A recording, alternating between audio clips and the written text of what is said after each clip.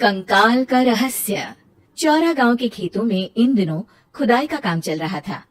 असल में इसी गांव से होकर एक अच्छी सड़क गुजरनी थी, इसलिए यहाँ खुदाई शुरू की गई थी। अचानक एक दिन खुदाई करने वाली मशीन से कुछ टकराता है। बाद में जब खोजबीन की जाती है तो वहाँ से दो कंकाल मिलते हैं। पुलिस गांव के लोगों से पूछताछ शुरू करती है। आप लोगों को क्या लगता है ये किसके कंकाल हो सकते हैं? अरे साहब, हमें क्या पता ये किसके कंकाल हैं? आप ही लोग पता लगाइए, हम लोग तो बहुत ज्यादा डरे हुए हैं। हाँ, हमारी फॉरेंसिक टीम अभी आ रही है। ये बताओ कि इस गांव के रहने वाला कोई जोड़ा गायब तो नहीं ना? क्योंकि शुरुआती जांच में तो ये बात सामने आ रही है कि एक कंकाल किसी पुरुष का है तो एक किसी महिला का। साहब, हमें तो बहुत डर लग रहा है। ऐसे कंकाल मिलने का मतलब गांव के आसपास ही किसी की हत्या हुई है या फिर किसी को जलाकर मार डाला गया है। हाँ साहब, हम अपने परिवार को लेकर बहुत ही ज्यादा परेशान हैं। देखिए, आप लोगों की परेशानी हम समझ सकते हैं, लेकिन आप लोगों को पुलिस का सहयोग करना होगा, क्योंकि आपके सहयोग के बगैर हम ये पता नहीं लगा सकते हैं कि आखिर ये किसके कंकाल है और इनकी हत्या किसने की। ठीक है साहब, गांव के लोग आपको पूरा सहयोग करेंगे। हाँ साहब, पूरा सहयोग करेंगे। तो फिर ठीक है, हम अपनी जांच शुरू कर देते हैं। कुछ दिन बाद जांच रिपोर्ट आ जाती है। पता चलता है कि ये कंकाल करीब 20 साल पुराने हैं, यानी 20 साल पहले किसी जोड़े की हत्या कर शव को यहाँ पर दबा दिया गया था। इंस्पेक्टर राघव, ये बताओ कि 20 साल पहले की मर्डर मिस्ट्री क्या आप सुलझ सकती है? हाँ सर, क्यों नहीं। लेकिन अब सबूत और गवाह काफी मिट गए होंगे। मुश्किल तो होगी, लेकिन शायद किसी परिवार को इंसाफ मिल सके। इंस्पेक्टर राघव, आप बिल्कुल सही कह रहे हैं। किसी परिवार को तो इंसाफ मिलेगा ही और किसी को उसके किए की सजा भी मिलेगी। जी सर, मैंने तो जांच शुरू भी कर दी है। 20 साल पहले इस गांव के दो जोड़े अचानक कहीं गायब हो गए थे। मैंने दोनों ही परिवारों के बाकी के सदस्यों से बातचीत शुरू की तो उन्होंने बताया कि उनके बच्चे शहर गए थे, लेकिन आज तक वापस नहीं लौटे हैं। लेकिन ये दोनों शव किस परिवार के सदस्यों के हैं, ये कैसे पता चल सकेगा? सर, मैंने डीएनए टेस्ट करवा लिया है। आज शाम तक इसकी रिपोर्ट भी आ जाएगी। अच्छा, ठीक है।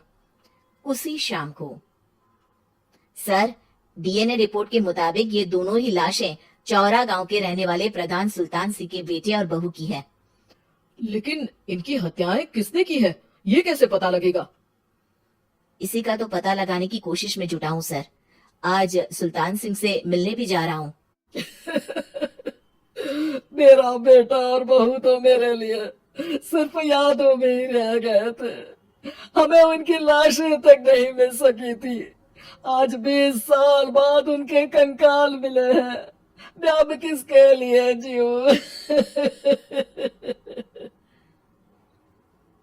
लेकिन सर, क्या आपकी किसी से कोई दुश्मनी थी? अपने बेटे बहू की हत्या के लिए आप किसे जिम्मेदार मान रहे हैं?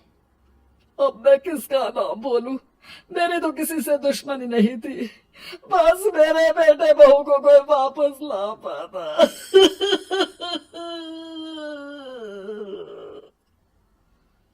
इसके बाद सुल्तान सिंह फूट फूट कर रोना शुरू कर देते हैं। सर, अब आप इनका अंतिम संस्कार करवा सकते हैं। कम से कम इनका शरीर ना सही, इनका कंकाल तो आपको मिला है। लेकिन हाँ, अगर आपको कुछ भी याद आए तो जरूर बताइएगा। मेरी तो बेटा अब उम्र हो गई है, लेकिन मेरे बेटे और बहू के हत्यारों का जरूर पता लगाइएगा, क्योंकि जब तक हत्यारे पकड़े नहीं जाएंगे मेरा मन नहीं मानेगा। सर, हमारी पूरी कोशिश रहेगी हत्यारे को पकड़ने की। लेकिन एक बात बताइए, उस वक्त आपको किस पर शक गया था?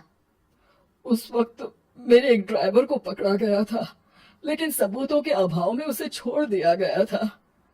अच्छा, और ड्राइवर पर कैसे शक हुआ था? क्योंकि उस दिन ड्राइवर छुट्टी पर था। उस समय लेकिन लाश क्यों नहीं मिल सकी थी? उस वक्त पुलिस ने बहुत कोशिश की थी, लेकिन दोनों की डेड बॉडी नहीं मिल सकी थी। ठीक है, हमारी तफ्तीश चल रही है, मैं फिर आऊंगा। इसके बाद इंस्पेक्टर वहां से चला जाता है और सुल्तान सिंह अपने बेटे और बहू की याद में खो जाते हैं। कुछ दिन बाद सुल्तान सर, एक बात बताइए, जब आपके बेटे बहू की हत्या हुई थी, उसी के आसपास आपके ही गांव का रहने वाला एक और जोड़ा उसी वक्त गायब हो गया था ना? हाँ सर, अलका और अभिषेक, वो भी मेरे बच्चों जैसे ही थे। तो फिर वो कहाँ है? उनका भी आज तक पता नहीं चल सका, लेकिन बताते हैं कि कुछ साल पहले अभिषेक को गांव के ही किसी आदमी ने मुंबई में देखा था, लेकिन फिर वो गायब हो गया। यानी अभिषेक और अलका की हत्या नहीं हुई थी, बल्कि उन्होंने किसी वजह से खुद ही गांव छोड़ दिया था। हाँ हाँ, हो सकता है, क्योंकि अभिषेक मेरे बेटे संतोष का अच्छा दोस्त था और उसका मेरे घर भी आना जाना लगा रहता था।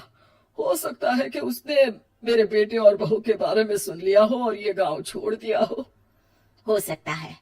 उनके परिवार का कोई अब नहीं रहता क्या इस गांव में? अब तो कोई नहीं रहता। एक चाचा थे, लेकिन उन्होंने भी अपना पुश्तैनी मकान बेच दिया है। वो भी अब कहीं शहर में ही बस गए हैं। ओह, अभिषेक और अलका के बारे में भी पता लगाना होगा। हो सकता है कि वही इस हत्या के बारे में कुछ बता सके। हो तो सकता है, लेकिन वो बेचारे तो खुद ही वक्त के मारे थे, वो क्या बताएंगे। फिर भी सर, जब केस दोबारा खुला है तो जांच तो करनी ही पड़ेगी, और इस बार तो लाशें भी बरामद हुई है। कुछ दिन तक लगातार तफ्तीश चलती रही। एक दिन थाने से सुल्तान सिंह को फोन आता है। हाँ, कौन बोल रहा है? सर, मैं कांस्टेबल तुलाराम बोल रहा हूँ थाने से। आपको थाने आना पड़ेगा। थाने? लेकिन क्यों? सर, किसी की पहचान करवानी है। अच्छा ठीक है, मैं दोपहर तक पहुंचता हूँ। सुल्तान सिंह दोपहर में थाने पहुंचता है। कई पुलिस के अधिकारी वहां मौजूद रहते हैं। सर, आपके बेटे की हत्या का रहस्य आज शायद सुलझ जाए। अच्छा इंस्पेक्टर राघव, पर वो कैसे? सर, उस आदमी को देखिए, क्या वही अभिषेक है? सुल्तान सिंह की आंखों में हैरानी से आंसू आ जाते हैं। हाँ सर, यही अभिषेक है। ये आपको कहाँ से मिला? सिर्फ अभिषेक ही नहीं, बल्कि इसकी पत्नी अलका भी इसके साथ है। मैडम, जरा अभिषेक की पत्नी को लाइए। जैसे ही अलका को पेश किया जाता है, सुल्तान सिंह जमीन पर गिर जाते हैं। सुल्तान सर, क्या हुआ आपको? आप अलका को देखकर गिर क्यों गए? सुल्तान सिंह सर पकड़कर बैठ जाते हैं। ये अलका नहीं, बल्कि ये तो मेरी बहू रितु है। पूरा थाना एक दूसरे का मुंह देखने लगता है। क्या? इसके बाद हर किसी को दो कंकाल और हत्या का रहस्य समझ में आ गया। अभिषेक और रितु ने मिलकर संतोष और अलका की हत्या की थी और लाश को जमीन के नीचे दबा दिया था।